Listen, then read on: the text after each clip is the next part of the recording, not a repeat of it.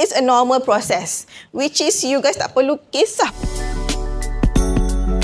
Semua orang risau pasal jaundice ni. Baby lahir je jaundice. Siapa pernah dengar pasal kalau jaundice, you kena jemur baby? So, it's wrong Kita punya rawatan memang lampu. But the wavelength is different. Lampu biru tu dengan matahari tu different wavelength. So, it's not the treatment. Kalau you letak baby dekat bawah cahaya matahari untuk jaundice, lagi jaundice dia teruk. Sebab matahari tu akan menyebabkan dia kering and baby akan dehydrated, lagi kuning. Jaundice ni actually normal. Which is you guys tak perlu kisah pun. Kita only risau bila jaundice level tu tinggi sangat. Sebelum discharge tu kita akan tengok dia punya level. Kalau dia punya level tu tak lebih daripada graph, then boleh discharge and kita akan advise follow up lagi 2 hari ke, lagi 3 hari ke, pergi KK atau pergi klinik swasta untuk check darah jaundice. Kalau baby you dia punya level tu sangat tinggi, dia dalam dekat merah ni yang menyebabkan you kena tukar darah. Maksudnya kita keluarkan darah dia, kita masukkan darah yang biasalah. Kita tak nak dia naik terus sampai seminggu tak check, tiba-tiba dah naik sampai kena tukar darah. Yang tu dah bahaya.